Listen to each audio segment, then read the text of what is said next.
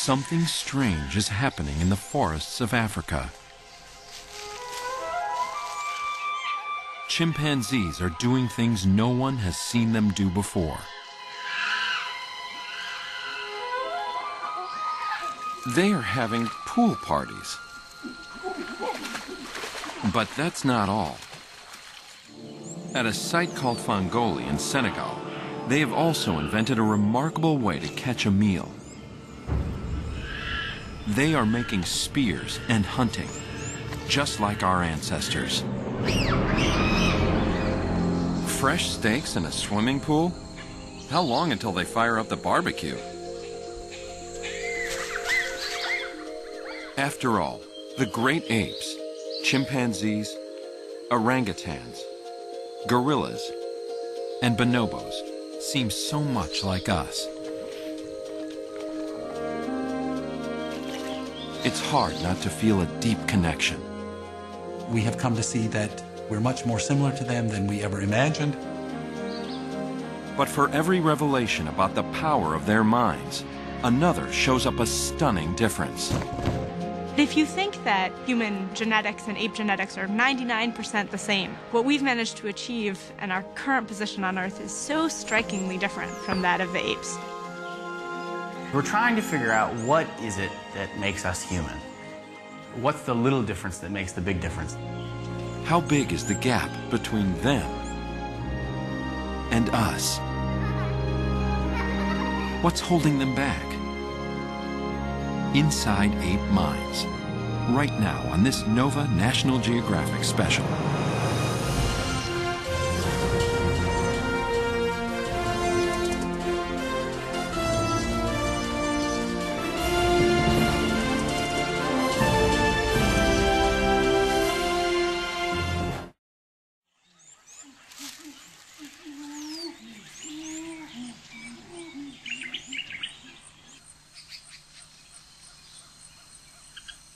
In a remote part of Africa, there's something new under the sun.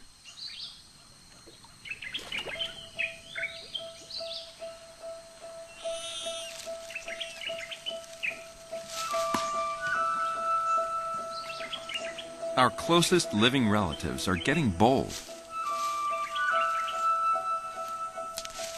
Chimps are supposed to be afraid of water. But this young male is climbing down for a dip.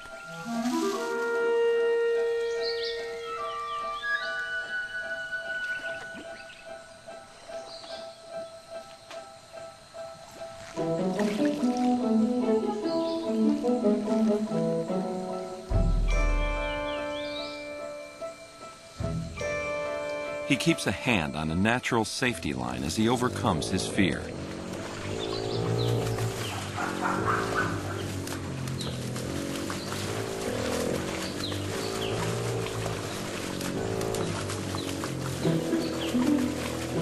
Has a boy or girl ever had more fun in a swimming hole? Wild chimps have never before been seen playing like this.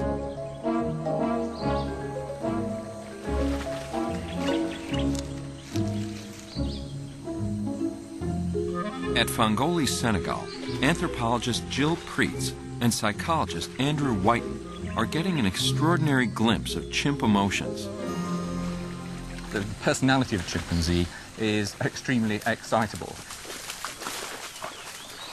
I've hardly ever seen a facial expression like that. I mean, that was extreme excitement to the stage of kind of losing control. It's not merely just to cool off. I mean, the juveniles have fun. I mean, they play in the water. They play a lot in the water.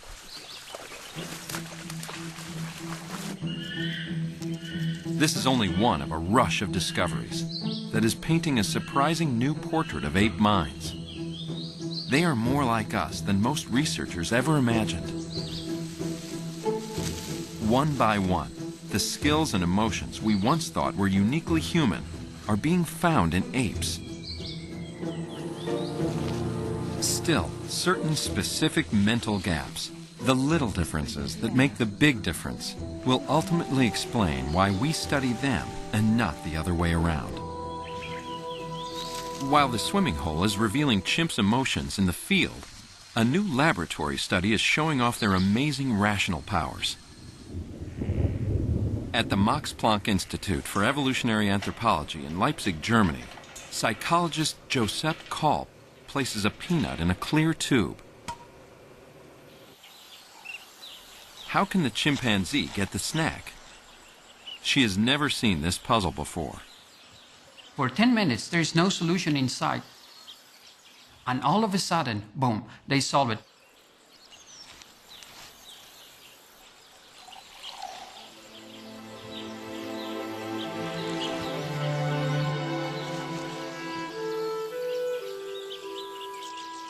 They have to understand that they can use the water as a tool.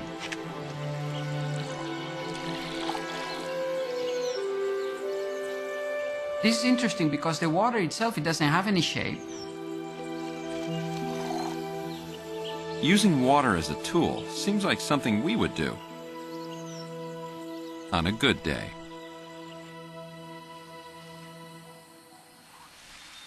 Another tool is being put to remarkable use by wild chimps in their quest for a meal. Back in Senegal, Jill Preetz has been keeping a close eye on chimps' eating habits. Throughout Africa, chimps eat almost anything, and they have a particular taste for meat. Here, their favorite prey is the bushbaby, a small nocturnal primate. But these chimps aren't catching bushbabies bare-handed. Preetz has seen chimps making spears and using them to hunt. Andrew Whiten hopes to join the ranks of the few who have witnessed this extraordinary behavior. Preetz has just collected a spear jammed in the top of a dead tree. So I'd say, I guess this one is longer than average. Yeah. The average this is is about... a big, long and fairly stout one. Yeah. But the length of it's interesting because that's a big hole. Right. And this seems pretty well judged to more or less reach to the end of it. Yeah, in a firm way. Pretty precise. Yeah. To make a spear, a chimp starts by breaking off a branch, then sharpening the tip. All in the quest to catch a bushbaby in its daytime sleeping hollow. So the next step would be that the chimp would approach the cavity and sometimes look in, take the tool, jab forcefully into the cavity multiple times. It may not be ice pick sharp, but when driven by an arm up to 5 times as strong as a human's, it's a potentially lethal weapon. They always either sniff it or lick it when they withdraw the tool. What they may do is actually break open the entire cavity, and if they're lucky, find a bushbaby inside. Break, strip, sharpen, stab.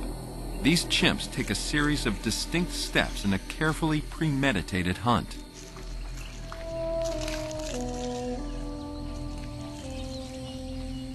For Andrew Whiten, this discovery may offer a window on our own past. Hunting's fascinating to us humans, particularly if we're interested in the evolutionary story of how we got here.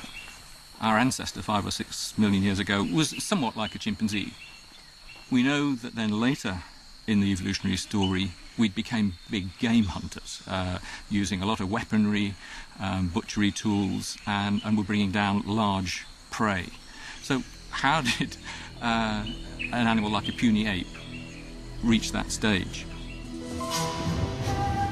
Preetz and Whiten are closing in on the answers.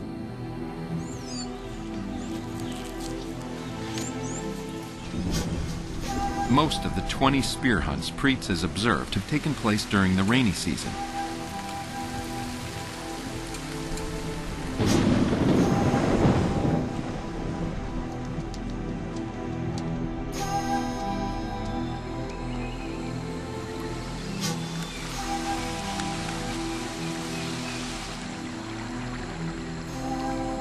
Over time, she has seen every stage of the kill. Hey, John?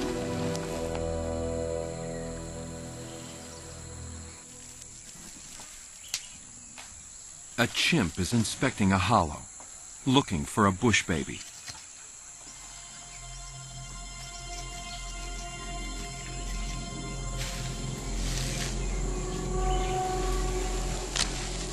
she breaks off a branch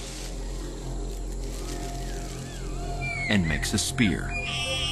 The first time I saw a chimp make a tool, I think I said something like, "Where is she going and what is she going to do with that tool?"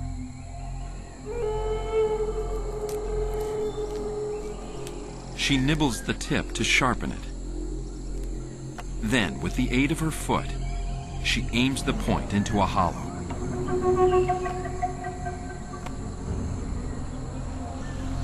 Preetz has made a landmark discovery. Never before has any non-human species been known to routinely make and use deadly weapons. So what does spear hunting reveal about how chimpanzees think?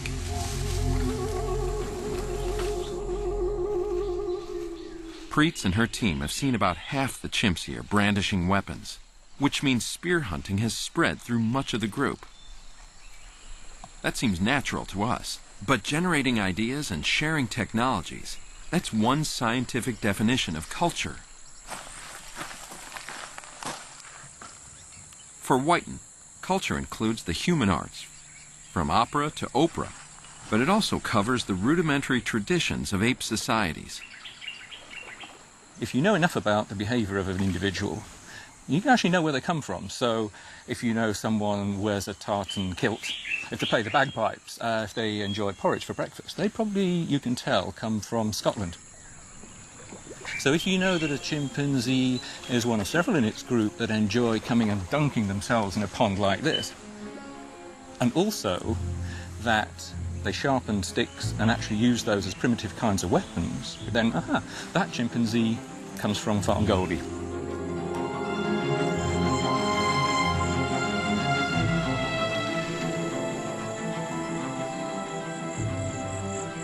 Whiten is trying to discover what kind of mind can lead an ape to culture.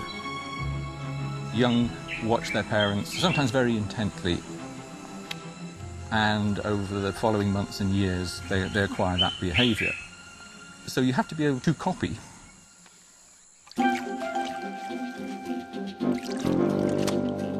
When apes live alongside people, they sometimes copy our behaviors naturally, without any training.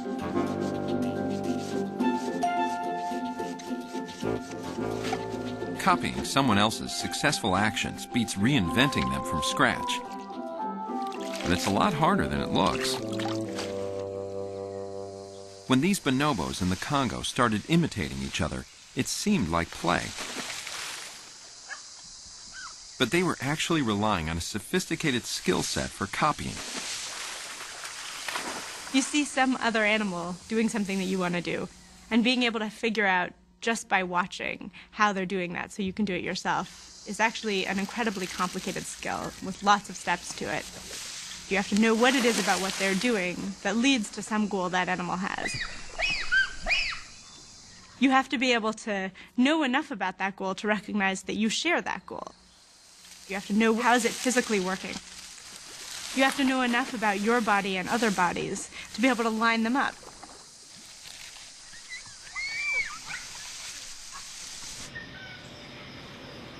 To prove that one ape can copy another, a student of Andrew Whiten's devised an experiment. At the Keeling Center of the University of Texas, Antoine Spiteri has built a kind of slot machine for apes. He loads it with a grape. To get the fruit, a chimp must first turn a disc to allow the grape to drop through a hole. Next, a chimp has to move a handle that opens a door to release the fruit payout. Spiteri now trains a chimp named Judy how to work the device. On her own, she'd never figure it out. But thanks to a sweet liquid reward, she learns the sequence of 2 steps. Rotate, then push. Ka-ching! Next, Judy's groupmates enter the corral. Spiteri wants to know if, just by watching, the chimps in the peanut gallery will learn the technique.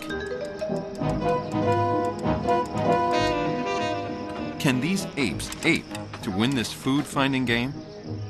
One chimp seems to think she's got it and shoves Judy aside. A minute ago, Judy was the only one with the knowledge. Now another has it. And quickly the trick spreads throughout the group.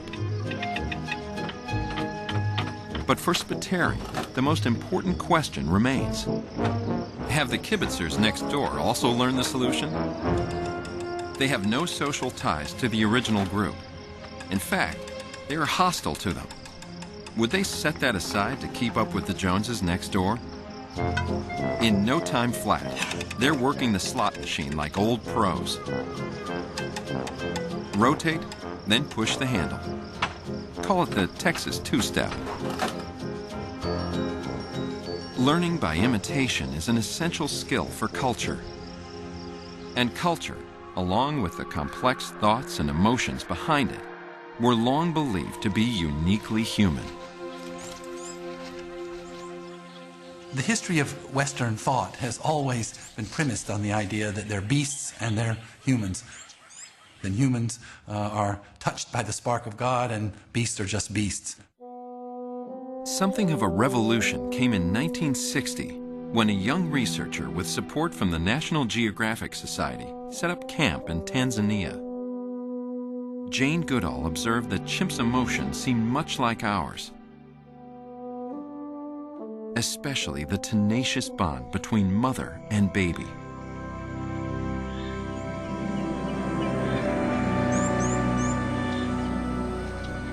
At a site called Basu in Western Africa, Japanese researchers recorded the story of an ill 2-year-old chimp. Her mother touches her forehead as if to check for fever. As the baby's strength ebbs, her mother remains devoted. When I see the scene of the mother looking at the baby, I really recognize the emotional life of chimpanzees are so similar to us. For weeks after the baby's death, her mother carries the body. Is the mother grieving? Defiant? Can an ape be in denial? It's impossible to say exactly what the mother is thinking, but hard to dismiss her feelings.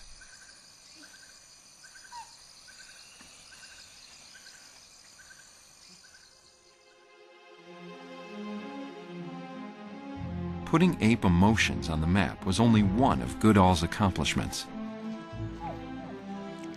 She also found powerful evidence of their intelligence. Goodall was the first to report chimps making and using tools, in this case to fish for termites.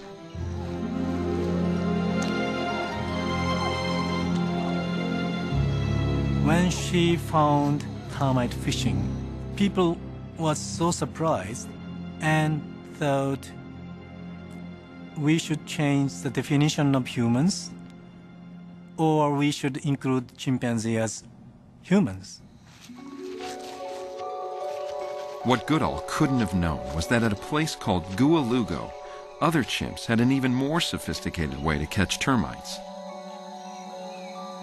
First, they use a big stick like a shovel to open the ground. Then they switch to a slender probe to pull up the insects.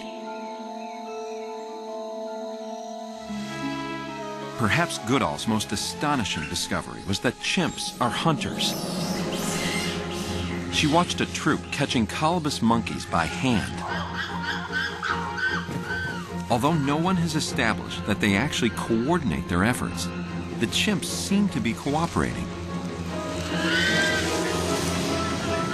And cooperation is, after all, one of the key drivers of human culture. Could apes rev up their culture by working together? Imagine a group of chimps, armed and dangerous, hunting as a band. So why isn't Earth planet of the apes?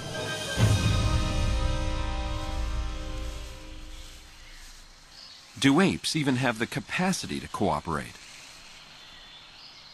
a series of new studies reveals the rudiments of teamwork in the great apes. But they still come up short.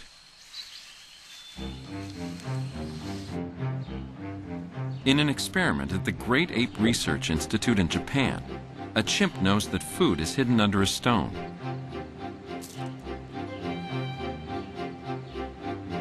Then researchers swap in a heavier stone.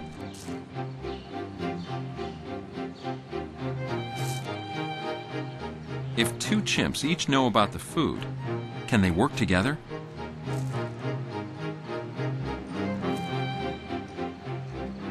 In repeated trials, no pair of chimps ever communicated to synchronize their pulling. Swap in a person, researcher Satoshi Harada, and chimps still don't collaborate. At first. But eventually they figured out the sweet rewards of cooperation.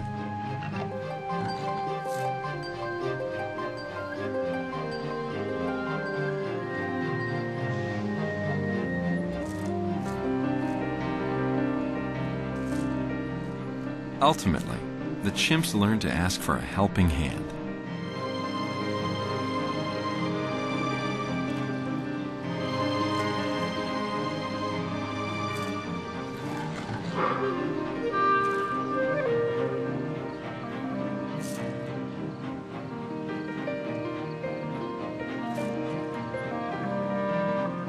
A needy chimp may recruit help from a person, but will it ever offer assistance? One of the most surprising findings of all of my years of studying apes has been that they actually will help humans.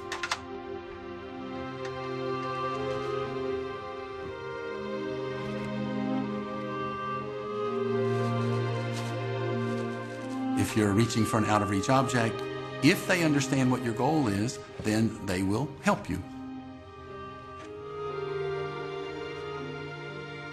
Of course, if you've dropped your banana, forget it. You won't get it back. Chimps can understand what someone else wants. And one study shows that they can even interpret another's actions as good or bad.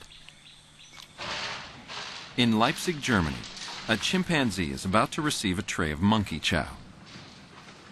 At the same time, he's given a rope under the platform.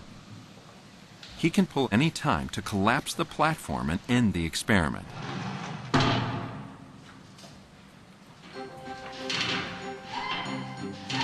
Another chimp now enters the cage. This chimp is free to pull a second rope on top of the tray.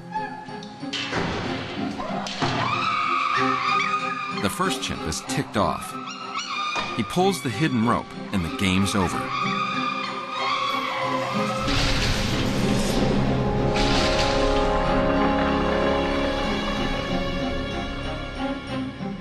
Was he just generally outraged, or was he taking specific revenge on the thief? To find out, the researcher now moves the food. Once again, the first chimp has lost his food to the second. All that's changed is who's responsible. In trials where the researcher moves the chow, the first chimp is much less likely to crash the platform. That would punish an innocent chimp who had no intent to do him wrong. They can gauge who is responsible for something that has been done. Humans make a big distinction, and intentions are very important for humans. For instance, take the case in our judicial system, manslaughter and murder. The difference between those two is simply the intent. So chimps have a sense of justice, and they can cooperate with people. Can they collaborate spontaneously with each other? Researchers also from the Max Planck Institute placed fruit on a board just out of a chimpanzee's reach. The chimps are behind bars, both to keep them from the food and because they can be impulsive, strong, and dangerous.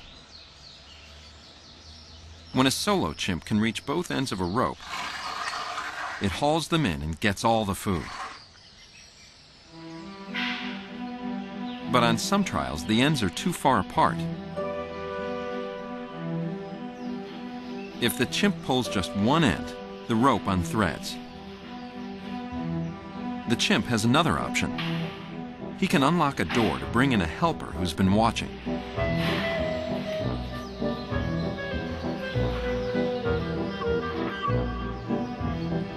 The two chimps now work together. But a series of trials shows that this teamwork doesn't come easily. The helper must be a friend, and the food divided into separate dishes. Can a more loving ape cooperate better? At Lola ya Bonobo Sanctuary in the Congo, victims of the pet trade are raised by human mothers. When these bonobos grow up, they will spend their days outdoors, becoming savvy about life in the forest. Bonobos are the most social of the great apes, and in their groups, all friends are friends with benefits. A simple way to diffuse tension. Calmer than chimps, how do bonobos do on the cooperation test? Brian Hare places food in a central shared well. Okay, ready? 1, 2, 3. All the food is in the same dish, so it's very easy for one individual to bump the other individual out of the way and steal it all. Okay, Nikasi. Okay, 1, 2, 3, go! It takes the bonobos a while to get on task. Nikasi. But soon they get the hang of it. Yay, bonobo!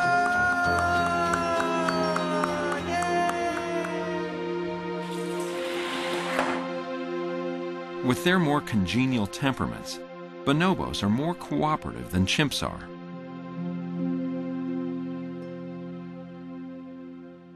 In fact, bonobos may take cooperation even further. When a young male died at Lola ya Bonobo, workers were trying to remove his body. The staff decided to use sticks and try to move the bonobo towards a door. They mounted an incredible defense of this body that surprised everybody and was extremely moving.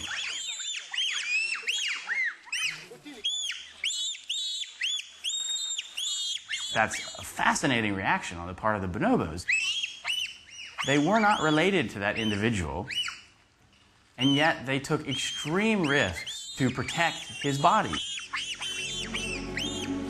As they fend off the humans, it seems as if they're cooperating. But what does it take to work together? Are they comparing the number of staff to their own troops? Can they calculate it all?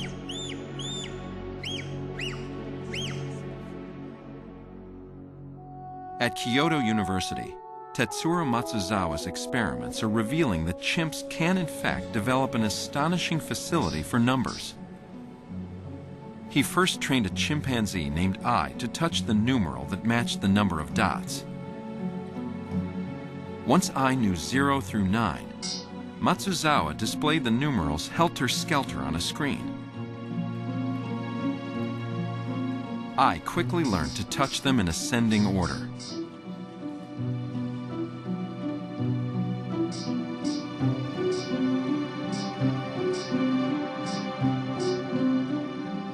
In the final test, Matsuzawa piled on.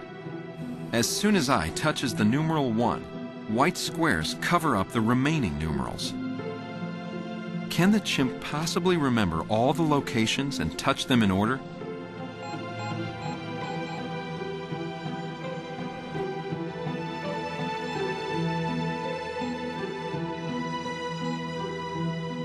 The performance was really amazing. Much better than we have expected. But for I, learning numbers was a struggle. Almost the same amount of training was necessary to teach 3, teach 4, or teach 5, or even worse, it takes more time to teach 5 and then 6. I never got the aha feeling that children have when they realize that you just add 1 to get to the next number.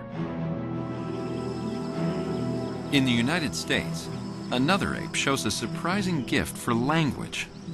You gonna help get some sticks? Good. A bonobo named Kanzi, now at the Great Ape Trust in Iowa, We need more sticks, too. picked up English without being directly taught. Put the key in the refrigerator. Wearing a mask to avoid cueing Kanzi, researcher Sue Savage-Rumbaugh tests his comprehension. Good job. Go get the ball that's outdoors.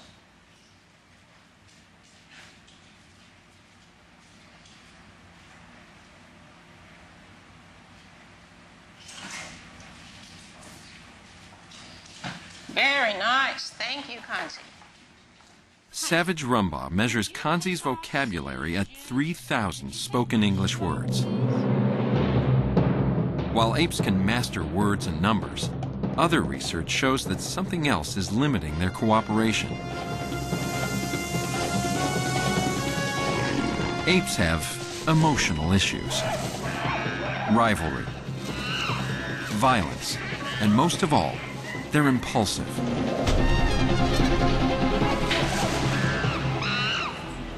In a celebrated study that investigated impulse control, Sally Boysen of Ohio State University asked chimps to choose between 2 dishes of M&Ms. Now you watch real carefully.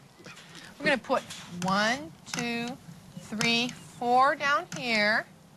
Are you watching, Miss Briss? Shibi? We're going to put 2 in here. Which should we give those to Sarah? Okay, well, I have to give these to Sarah. And then Sheba gets 2. So Sarah gets 4. And Sheba only gets 2. Oh. Too bad. The twist was that the chimp got the candy she didn't point to.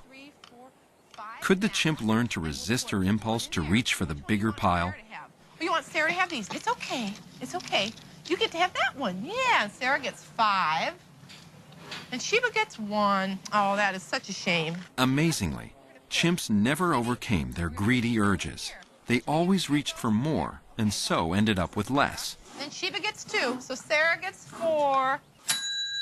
See? Impulse studies have also been run on humans. In a classic experiment from the 1970s, a researcher gave a 4-year-old a simple choice. So if you wait for me to get back, I'll give you this bowl with all of these gummy bears, okay? But if you can't wait, you can push that button like this, and then I'll come back and you can have this bowl with just this one gummy bear, okay? Okay? Okay, I'll be right back.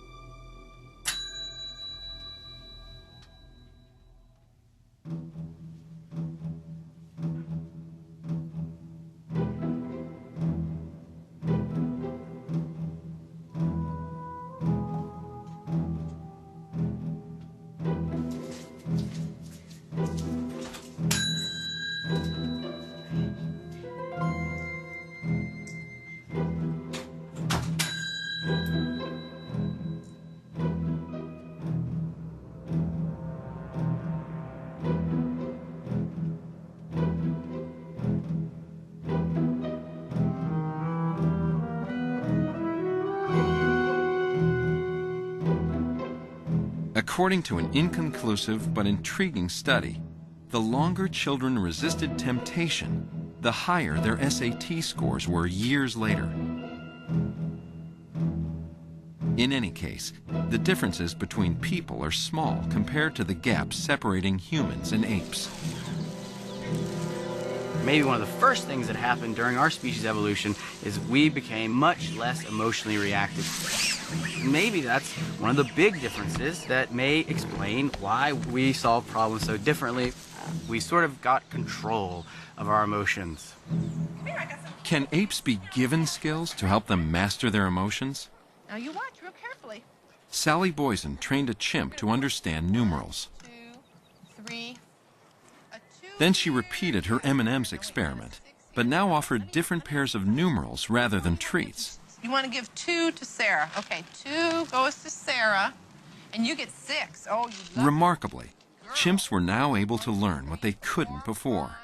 Point to the smaller number to get the bigger prize. Symbols can make you free. They can help distance an ape from its impulses. But outside of the lab, apes don't seem to use symbols.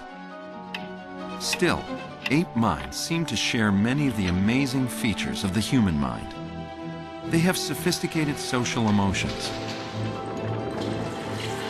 They can cooperate. They have culture. 5, 4, 3, 2, 1. Their mental rocket is on the launch pad. Why isn't it taking off? The human brain rocket certainly had liftoff. On an average day, human beings file thousands of patents, post tens of thousands of internet videos, and think millions of thoughts that have never been thought before. Our closest relatives are different. On a good day, an ape is lucky to use a tool to crack a nut. What prevents ape culture from igniting like the human version?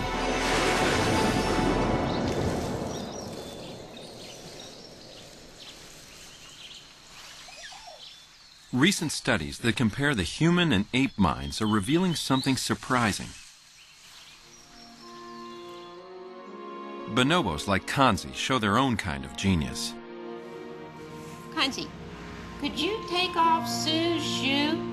Could you take my shoe off, please? You might need to untie it. Even skeptics agree that Kanzi understands more words than any other non-human animal. He also uses an array of visual symbols to communicate. But on closer inspection, Kanzi, like all great apes, lacks the full mental package. Take Kanzi's use of language. Most of the time, he will use these symbols to request things, to say, take me there or give me that. Now, Kanzi will not use those symbols to talk about the weather or to just make small talk, which is a very human thing. When human infants communicate with others, they engage in a real conversation where each conversational turn is responsive to the turn that came before, and they even ask for clarification if they need. So you say, huh, or you say, yeah, and you let the other one know how the communication is going. To engage in a real conversation, each speaker needs a sense of what the other is thinking. Call this skill mind reading. Young children haven't fully developed it. Hey, so Zoe, guess what we're gonna do today? We're gonna play a game with my Princess Sally here. See, this is Princess Sally, and she's got a ball that she really likes. This is her ball, but she has to go away for a little bit, so Princess Sally is gonna hide her ball right over here in the bag. See Princess Sally hiding her ball right there in the purple bag? Yeah? So here she goes. She's gonna go away for just a little bit. Now, while Princess Sally is away, we're gonna play a little trick on her, okay? We're gonna move her ball from the purple bag over here to the green bag. See how we've moved the ball over there? Okay, so guess what? Princess Sally's coming back. Here she is, she came back. Can you tell me, where is Princess Sally gonna first look for her ball? Over here in the green bag. Can you tell me why is Princess Classic studies showed that 3-year-olds make consistent mistakes about what others know. The thing that's amazing about 3-year-olds is how convinced they are about their wrong answer. They're so sure that she's gonna look for her ball where it really is, because she wants it, and that's where it is. Princess Sally's... But by the age of 4, most children are accomplished mind readers. Where is Sally first gonna look for her ball? It's going to look in the purple bag so she can find her ball. She's gonna look in the purple bag. That's the right answer. As recently as 2001, studies seem to show that apes don't know what others are thinking. But then, new experiments began to reveal unexpected skills. In one study, as a chimp approached a treat, Brian Hare moved it out of reach, establishing himself as a competitor. Next, Hare blocked his own view of one treat, but left another in his sight. It looks like they're generating a plan and saying to themselves, okay, I want that food, and the one I'm most likely to get is the one he's not looking at, or the one that if I sneak around, he won't see me, and therefore I can have my yummy banana treat. This chimp seems to know what's on Hare's mind, what he can see and what he can't. So chimps seem to share a bit of our talent for mind reading. Do we have any mental skills that are uniquely our own? A key clue comes from a new experiment. Back at the University of Texas, Victoria Horner shows a chimp how to operate a puzzle box to get a piece of candy. First, she taps. Then she slides.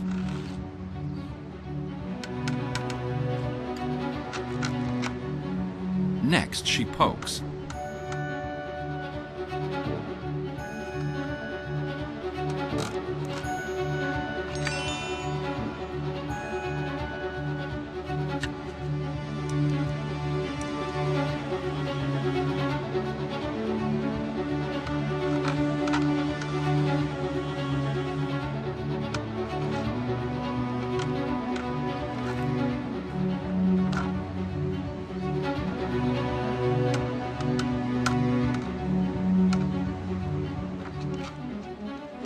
The chimp copies pretty well and gets the sweet.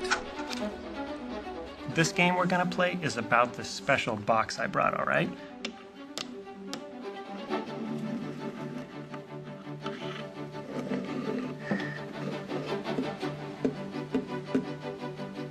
There's a gummy bear. It's your turn.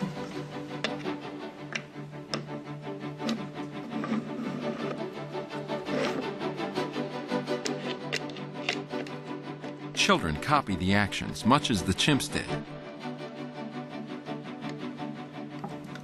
Oh, you got him. All right, there's a gummy bear. Good job. The second box that I show the chimpanzees is this one, and it's identical to the opaque box, except that it's made out of material which is see-through. Only now is it obvious that Horner's tapping and poking don't achieve a thing. The box has a false ceiling.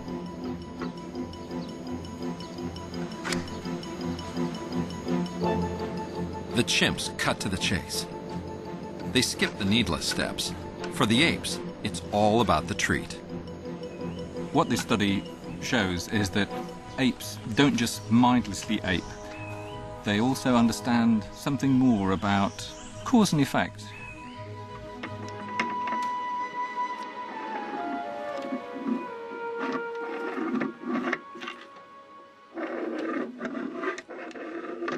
We found something quite surprising.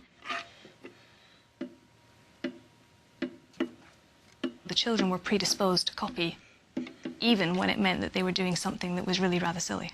So this seems a little like the chimps are outsmarting the kids in this particular study. There he is. You got him out. Why do kids imitate slavishly? The root of the children's behavior is the fact that they viewed me as a grown-up, possibly as a teacher. That children expect to be taught is a vital difference. While apes can copy, most researchers believe they don't teach each other. Learning from someone else is the fastest way to get a new idea. Faster than learning by imitation. Faster than inventing a new technology in the first place. In children, a penchant for teaching appears even before language kicks in the form of a deceptively simple gesture. Pointing.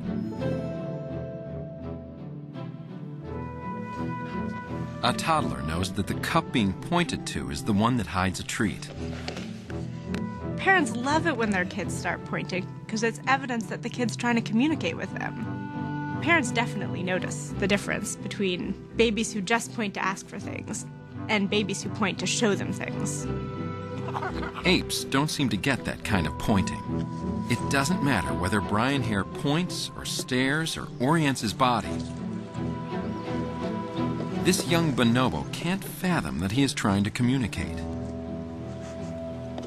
They were clueless at using the information. Even after lots and lots of trials, they didn't use the information I provided them, and it was a big surprise to everybody. But Hare suspected a certain domesticated animal would succeed. I sort of was thinking to myself, well, wait a second, I have a dog at home, and he plays fetch, and when he loses his ball, he comes and looks at me, and if I point in a certain direction, he runs off in that direction and tries to find the ball.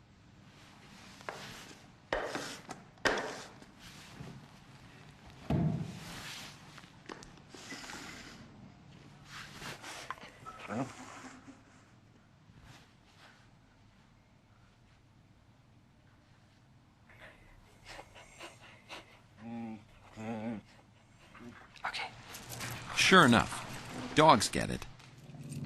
Why dogs and people, but not apes? The answer may spring from the way emotions collide with reason. It's possible that, like dogs, there may have been selection against aggression in humans and selection for tolerant behavior, pro-social behavior, that actually then allowed us to use these cooperative communicative cues in a very different way than other species, even our closest relatives. Pointing has a rational component too. It relies on a particular mental skill, a little difference that makes a big difference. Whenever I point, I'm actually directing your attention towards a third object, and you have to understand that my attention is on that object, and that I'm asking you now to attend to the same object. Yeah. So there's sort of a triangle between us and the object. This mental skill, call it the triangle, turbocharges teamwork. What you'll see with the human mother and baby is that the mother is constantly trying to show the baby what to do, and the baby is trying to tune in to what the mother wants. And so you have a full triangle of mother and baby and the thing in the environment that they're trying to work on.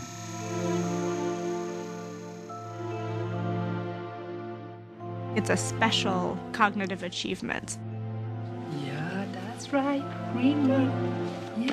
For some reason, kids do this naturally almost immediately. And curiously, apes can't get into that. At the moment, we have no evidence that apes have shared goals based on shared commitments. They do things together, they coordinate their actions together, but they don't have a shared commitment to a shared goal. The triangle is the core skill that makes teaching possible. Humans have it. Apes seem to lack it. But apes are also missing one more thing. It's a key emotional driver. Another blue one on top. The passion to cheer each other on. Good. Good. Yeah, that's it. Yeah, like that. Good job. Well done. Good job. This kind of facilitation, giving a hand, encouragement, is the base of teaching. It seems like it's not just a cognitive capacity that's necessary for teaching. There's this other thing, which is wanting to teach, that seems to be really pervasive in humans and maybe mysteriously missing in apes. The pieces are now coming together. Apes have culture, a rare achievement in the animal world. They can learn from each other by imitation, but this process is passive, often slow, and can easily backslide. Probably there's a lot of slippage. There's a lot of loss of cultural innovations between generations when you're talking about a chimpanzee. If an ape invents something new and important and interesting, maybe some others will learn it, maybe they won't. Unique among animals, humans have both the passion and mental skill to teach each other. When you're a student rather than a spectator, learning jumps to warp speed. That's because teaching locks in progress. Human cultural traditions have a cumulative quality, that each generation builds on the things of the previous generation. So if you look at the history of any interesting technology, it started out simple, and the children of that generation learned the simple version, but then some genius made an improvement to it, and everyone follows right away, and we get this ratcheting up in complexity. An ape may stand on another's shoulders, but only humans can stand on the intellectual shoulders of giants. It's such a great privilege to be able to work with these animals and try to understand what's going on in their head when they look at you so gingerly and softly. Is it they're thinking, oh, he's such a nice guy, and boy, I wish I knew what was going on in his head? Or is she thinking, gosh, what's that spot? Is it dirt? Could I eat that? In spite of their limitations, when we look into the eyes of a fellow ape, we don't feel a gap, but a deep connection. We can't dismiss a chimp reaching out for help, or a group of unrelated bonobos rallying to the defense of another, or a mother refusing to let go of her dead baby.